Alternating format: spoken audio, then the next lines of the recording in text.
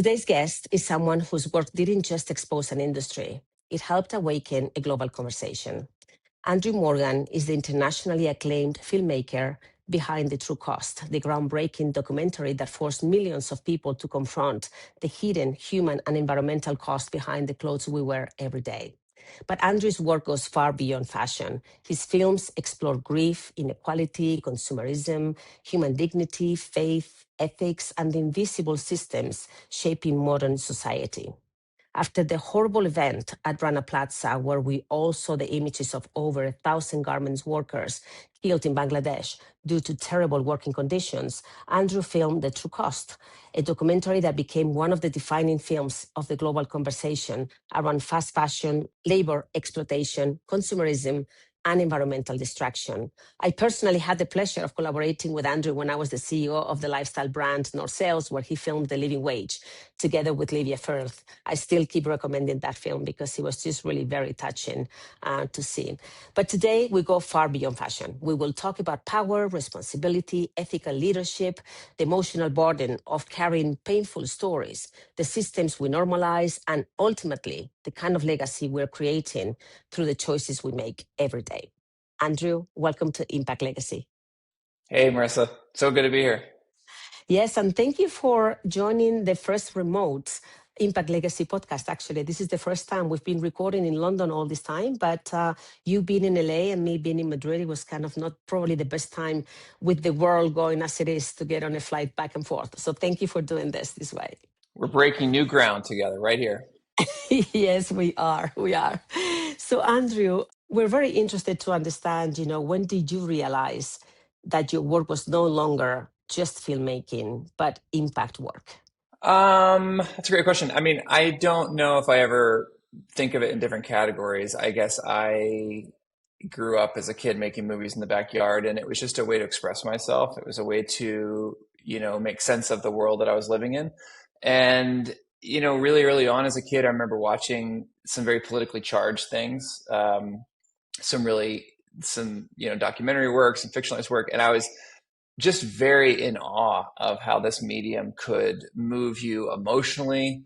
And it could also, give you thoughts or ideas or disrupt your way of thinking in a way that was really powerful and unforgettable. So I think as I began to kind of make my way through the world, that was just kind of the lens I used. And as I experienced things in my own life or was trying to understand the world around me, that was just the mechanism, that I used. So when I was confronted with something in my life that I couldn't understand or didn't make sense to me, or I wanted to get my arms around it in a new and better way, it just became very natural to follow that curiosity and tell these stories, because ultimately these stories are first and foremost for me. Like, they're very honest explorations of thoughts or ideas or feelings that I want to better understand. And then it's such a gift because after you go on this journey and do this thing, you get to share with people. But that's almost secondary, So yeah, it always formed like that, from the beginning, I think. That's great. And do you believe like one story can truly make a real change in systems? Or do you think that, what we're trying to convey and making people aware needs generations to change? I think that human history is defined by choices. And I think those choices are made by people. And I don't think stories change the world, but I think people change the world. And I think stories can change people. And proof of that is myself. Like, I have become the person that I am. I have made choices that I have in large part because of the stories that I've encountered along the way, both in real life and on the screen.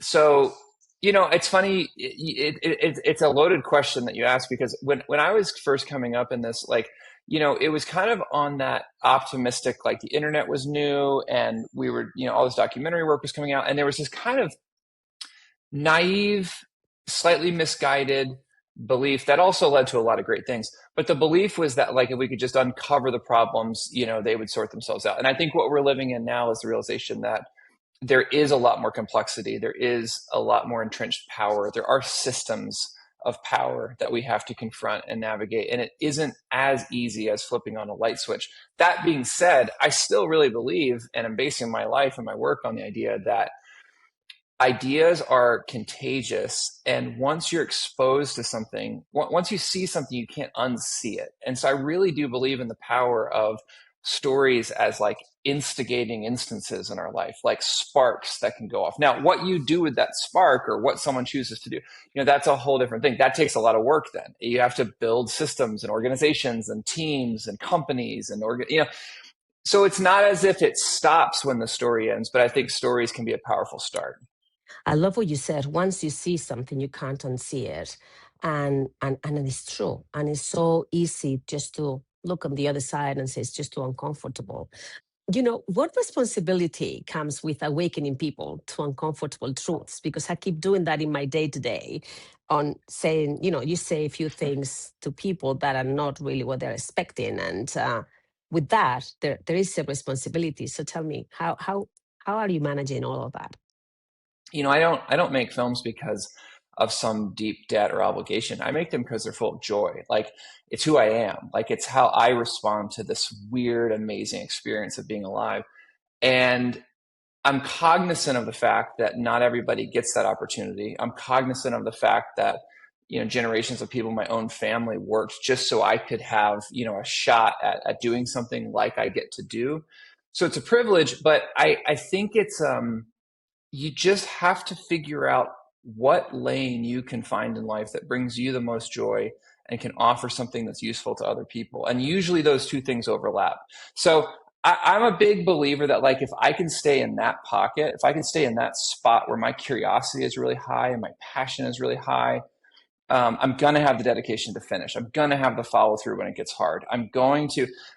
But again, I just love that idea that I'm doing this first and foremost for me. And if these things move me, if these things that are really complicated can make sense to me, if they can be memorable to me, then I believe that someone else out there like me could find them useful as well. And I also like, I'm this big believer in like, I've made whole films because of an article in a newspaper or a photograph in a magazine or a book that I read, or I'm this huge believer that our work precipitates more work. Like we all are kind of building on each other, and especially in documentaries, like you're building on research that came before you. You're building on writing that came before you. You're building on ways human beings found to put words together that like stuck with you and made you want to go like. So I also see it that way too. It's not like a one-to-one of like creativity to impact. It's like we're all trying to move this story forward in all of our different ways. So to be a part of that is really fun. I'm sure it is fun, and you're making real impact, honestly. Tell us one human story that has really stayed with you forever, like really impacted you. When I first got into this, I wasn't doing documentaries. I was I had come out of film school and I was trying to figure out, what to do and what was interesting and what I was going to chase after. And I had an experience in my own life where I lost my dad in a really tragic accident. And I was in this world of like grief and it was scary and I didn't know how to deal with it. I really wasn't prepared for it. And I ended up making this film kind of in response to that, where we got to travel and spend time with different people here in our country who had at different stages and different ways lost someone that they loved, and they had found a way like to get through it. They had found a way to the other side of a really rich and meaningful life. And those conversations were so powerful and so human and so it really it did something profound for me. Like it was an incredibly healing experience for me. And then when we got to release that film, I would talk to people and still talk to people to this day that found that film really healing and helpful in their own story. And I think that like that experience of I could have this very human interaction, and then we could find a way to use that could be helpful or healing to someone else. That has just always stayed with me. And from that point till now, all the films that we've gotten to make, all the stories that we've gotten to tell, it's always ultimately like very, very human. Mm. It's always me sitting and listening to a person tell their story. At the end of the day, that's what it is. Every single, no matter what the scale, no matter how many countries or how many languages, or it's this really incredibly human, simple act of listening and observing, and then finding a way to try to communicate that to other people. And I don't know, I'm so still hung up on the like very singular personal power of that. Thank you for sharing it. And I'm sure it has helped a lot of people. And that's what I mean. You really tell these human stories that are so real. You just really have to believe it. And they're very engaging because I think most of us can relate to almost everything that you've been filming. Um, One of the things that I wonder, because actually it's so funny. Like I wanted to be a doctor and a surgeon when I was a kid, and then I didn't. But I always wanted to do that so that I would go into Medicine Sans Frontier and all this. But now that I didn't do it, and I'm thinking, I don't know, with my experience now, if I could have really been able to manage so much inequality and suffering, because you really have to have a special skin, to live that day in and out. And I'm not saying you've been doing that in and out, but you've done films that really are talking about witnessing that inequality and suffering of many people. Has that changed your definition of success? Yeah, it's a beautiful question. I mean, I think, yeah, it changes you irreversibly. I think for me, it was really especially, when we filmed, we made this film called The True Cost, about human rights and environmental issues in the fashion industry. And Mm. we had this really wild experience where it was just me and two friends that made it. We had a camera and a couple backpacks, and um, we found our way sort of zigzagging around the world. And what was really especially odd about the experience was that, like, in 1 year, we would go from, like, the most beautiful fashion runways in Paris, Milan, New York, and then we'd be in these slums, or we'd be in on these farms, or we'd be in these incredibly different places. And there's something, it sounds cliche, but there's something about what it does to your body and your soul to sort of experience that sort of whiplash, like back and forth in one compressed period of time. It completely changed my life. It completely reoriented how I understood life on this planet. Because honestly, if you grow up in rich parts of the world, you are taught and told a story that does keep most of the living experience on this planet behind a curtain. And you are not encouraged to Mm. go look behind that curtain. And once you do, and once you sort of embrace the unbelievable levels of injustice, the intentionality around the lack of equality, the very insidious ways that power will step on communities of people and push down entire countries of human beings in order to keep that power. Once you sort of like absorb that and take that in, it's a really fascinating several years after, because it's a really disorienting thing to experience it, and then to figure out, okay, now what am I going to do with that? What am I going to do with the influence that I do have? What am I going to do with the power that I do have? Somebody said this statement to me one time that I've always loved. They said, it was actually in the process of making that film, someone said to me, don't feel guilty, because guilt is the feeling when you've already decided you're not going to do something about it. And I always thought that was so powerful. Like, we Mm. don't need more people sitting around feeling bad about their sense of privilege. We need people weaponizing privilege. We need people taking their influence off the shelf and using it. So I think what I try to do, and I am imperfect as the next person, and I'm constantly trying to move my life to be more in line with what I believe in. But the more I'm able to do that, both on a personal level or a professional level, it makes me feel like I didn't choose the world that I was born into. I didn't choose these systems that predate me. I didn't choose the way that this stuff has gotten distributed. but man, I want to use what I have for everything that I've got for this little moment that I'm alive. One of the things that you were saying and really brings me back to my very close past is how the big leaders of the world, how can they fail so badly understanding about the human impact of their decisions. In business, it's all about profit. I keep talking about that. It's not profit, it's people, planet, and profit. But I mean, I wonder how you see it from your side, because I see it every day in every business that I sit on, a lot of the businesses that I sit in and I've been managing, that the human part is really left on the side in a lot of the companies, and it's all about the profit, regardless what. And I just really wonder, what is it that we can do so that everybody with real power and real possibility to make decisions, they make the decision with the human impact side of it. How can we bring that awareness into the day-to-day business? Yeah, I mean, I think about this all the time, and I think there's a million answers to this question. I mean, number one, human beings are really good at ignoring suffering that's not in front of them. We're so, and I actually have a lot of empathy for this. I think we've gotten so bombarded with imagery that we're almost we've grown a bit numb to it. It impacts my work a lot. I think about it all the time because like it used to be a really rare thing to see a film and get this portal into life, and now it's like that's in between shoe ads and movie previews in my feed every morning. So it I think we are at this like evolutionarily complicated point where we're getting like overwhelmed with what we're seeing in the world around us.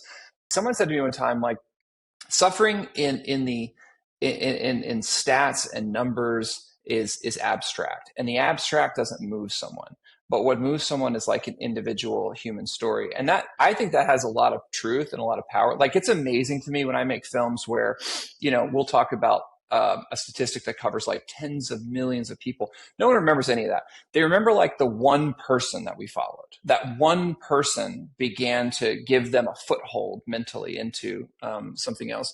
But I think more than anything else, I think it's imperative to remember two things. One, I think we are living in a world full of systems that are absolutely insane, and we can't normalize the insanity of that. Like, this idea of like a market driven world where profit is the driving motive for everything, even as we are on a place with limited resources and finite energy, like, it is madness. The other side is just that I think, yes, protest, yes, fight, yes, do strong work, yes, all these things, challenge power, all those things.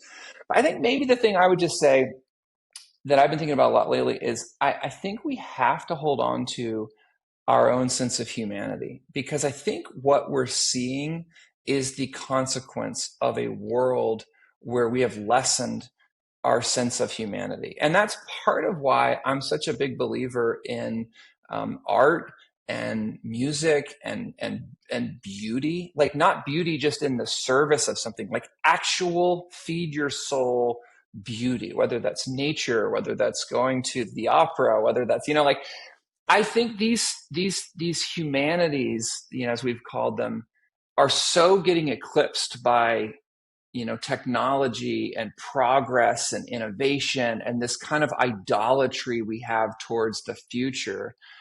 And I think we're in a moment where, in order to grow the kind of roots that it's going to take to confront this inhumanity in the world, we just really have to work hard to hold on to our own. So I think it's a complex thing. And it's not just holding a sign on the street corner, it's holding a sign and also, taking that pottery class. It's also like, it's those things that feel maybe not as useful in a market driven world that are still the soul of who we are and have a lot to offer going forward.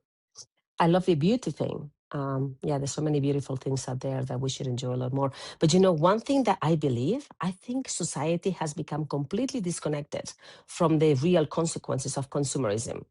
Honestly, even people that are concerned about the world, even people pro taking care of the planet, I don't think people understand that craziness of buying more that you don't need. And, that's really having a huge impact on everything, not only in planet, but on people as well. This buying cheap and buy more is definitely not the right way to take care of people and planet. I hate to keep bringing it back to creativity, but it's like we have been. When we were making the true cost, I remember someone said to me, it was like a very powerful, popular economist, and he said to me, yes, these people in these countries are being mistreated and beaten and overworked, and people are dying behind machines, and like, yes, I'll give you all that. Buildings are collapsing because of bad codes, all these things. Like, yes, I will give you that. This is human misery at work in the fashion industry. But it's better than if the fashion industry pulled out of these countries and they had no jobs. And I remember walking away from that conversation just thinking, like, how in the world are those the only two options? And I think so much of what you're getting at, Marissa, is like we've been presented with this world that's like, here it is. These systems are inevitable. This inequality is just part of it. Like, you just have to make peace with these things. And I think part of what you're getting at is like, you shouldn't make peace with them. You should be at war with them. It should feel like insanity every day. And I guess what I'm trying to get at too is like, we need imagination and creativity, not just to push back against them, but to create better alternatives. Like I'm so inspired by people every day who are using their brain and their heart and their soul to do the opposite of what you're talking about. And I think that's the damning power of a better alternative is remarkable. And courage, I think is not only knowing what to do, but it's courage. And I just find the responsible leadership requires a level of courage that many people and companies are unwilling to have. It's very inconvenient and very lonely when you are up there trying to do the right thing, and then you have to be dealing with the masts of profit, or yeah, you have investors behind that you need to take care of, obviously. But it's hard, and I think that courage, unfortunately, is not very common, I have to say. Were you, Marissa, when like in the business leadership roles that you've been in, like were you really struck by that? Like were you like, surely we're all going to get behind this, and it felt lonely? Yes, it's always beautiful to hear, the CEO saying, okay, we're going to do this, that, and we're going to do it in a responsible way. Sustainability, a word that was very popular before that I don't love anymore. I don't think being sustainable is good enough, because that means you leave the world as it is and it's already negative, right? So to me, it's all about positive impact. But yes, I've been in situations in which you have this great strategy that drives sustainability across the business. Um, and then, there's some areas that I call it investment in margin, because you need to do the right thing today that maybe it's a bit more expensive, but it's the right thing to do medium long term. And you're not allowed to do it, or, you have certain key people within the organization that need to drive this across. And it's not a very popular thing to do, because you got to change the way things are done, because you're reallocating budgets, because you're maybe investing in one area that before there was no investment. And people worry about their jobs, they worry about the investors, they worry about the status quo, really. And it's like, well, is this going to bring more business? Yes, it will eventually. Plus, it's the right thing to do. So it is tough, and yes, it's lonely. I mean, I've been lucky enough in some of the organizations I've been that I was able to get the organization behind, but you still need to be justifying every day why you're doing that. And I think it's moving, and I hear more companies doing better, and it feels so good. But I have a sense of urgency, and that's why Impact Legacy is also here. I have a sense of urgency that we need to move faster, and we need to find ways to allow the leaders to to focus on impact, not only on profit. So, Andrew, when history looks back at this generation, how do you think we will be remembered for the way we treated human dignity and humanity in general, as you like to mention? I think that this generation will, and this chapter in the human story will go down as um, disproportionately important. And I don't say that with narcissism. I say that with humility, that I do think we are at the moment in the human story where we are, just on the technological side, we're extrapolating our values into machines that give unbelievable reach and impact. And we are laying the foundation for, in many ways, digital futures that will further entrench the oftentimes broken value systems that we see today. And I think part of what a lot of us who are awake to that are concerned about and thinking about is we feel it. We feel it happening. We feel that at the moment where we have the greatest inequality, where we have the ability to measure the impact of our choices in real time, and we're being faced with real opportunity, we also, in many ways in the world right now, are doubling down on those systems of exploitation, those systems of inequality, those systems that produce wealth for a very, very small group of people at the expense of enormous, often unseen lives. So I think I say all that just to say the stakes are really high. And I say the stakes are high because I want people to feel that this is an unwritten story. To your question, like, we are in the process of making the world, and maybe more than ever, we're in the process of dynamically shaping the future of a lot of what happens on this planet. So like, we're at this intersection where the cost of our actions is catching up. We can't outrun the basic math of resources and energy and pollution, all these things. So we're kind of facing or trying hard to suppress that. And then at the same time, we do have these new tools and technologies that could be really powerful if put to good use. And they're like colliding in this moment. And the outcome has a lot to do with what story is going to win. Is the story of a few people profit at the expense of everyone else? Is the story of accumulate as much stuff before you die? Is the story? But here's where I think the really hopeful, wildly cool thing is. I have seen in my life time and time again that human beings at the end of the day are hungry for purpose. We crave meaning way more than stuff. Stuff is really cool. It gets a big part of our brain going. Like, we love the image on the yacht and the thing and all, like, but what we also have deeper below that is a sense that we want to contribute. We want our life to mean something. We want to be a part of something bigger than ourselves. So I think the big work of our time is to try to find ways to tell a story that makes that consumeristic story look really just thin and shallow and old and boring. And not just because we're criticizing it, because we're saying there's a better story. And the better story is your life was made to be a part of something bigger and more beautiful and more giving and more creative. And you're not just pushing buttons or buying shoes. You're actually contributing. You're on the field. You're making this thing we call history. I think that story has the power, if told right, to overwhelm that old story. And frankly, if you look back at human history, so much of our progress happened because of this very thing. You had an old story, and then you had a new story come along, and it disrupted that old story. It was so much of it was a better, Martin Luther King Jr. told a better story about being a human being. He told a better story about what it meant to be alive on this planet. And so suddenly that old story that had lasted for a long time began to crack, began to fade, began to feel like it felt old fashioned, So I think we're at a moment of transition, of intersection, and we're at a moment where converging, conflicting stories are coming to a head. And I think the thing to think about constantly is not just how do we complain about and criticize the old broken story. The thing to put a lot of our heart and soul and life energy into is how do we tell the new story?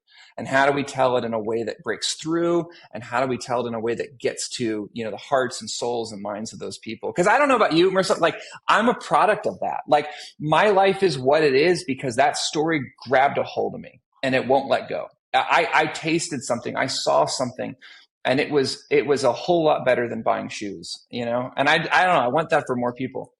I love it. I love it. I love it. And actually, I was going to ask you what gives you hope. And I think you already answered, it's this whole purpose and looking for the right purpose in life that really, y- that's what gives you hope, right? That we'll all find that in ourselves at some point. Well, and also, what gives me hope, Marissa, is that I have been a person who has experienced profound change, and if I can experience that type of change, then that's possible for every single person on this planet. Like when we started making the True Cost, I never thought about where my clothes came from. Like I was the person I was making the film for. So like, this is not a high horse thing. Like I continually in my life and my story I discover things or experience things that were not on my radar before, and I change.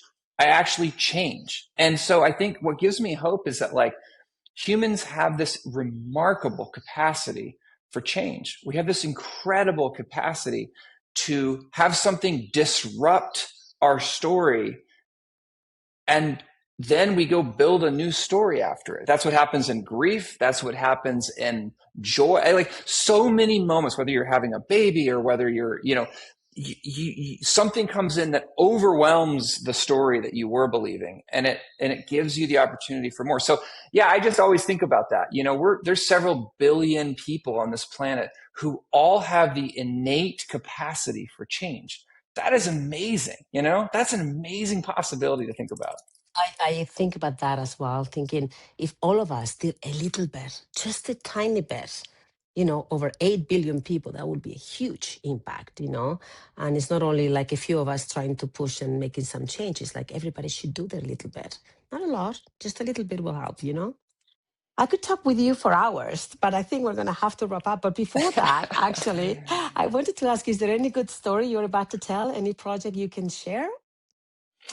I'm working on two films right now that I think are both going to come out next year. I'm a couple years into both of them, and I'm not supposed to go into a whole bunch of detail, but I'll just say I am focused on in this next little chapter. I'm telling some stories that are explicitly and specifically about the human creative process, and it has a lot to do with what I just said earlier. I think in the face of a increasingly technological world, I think we are at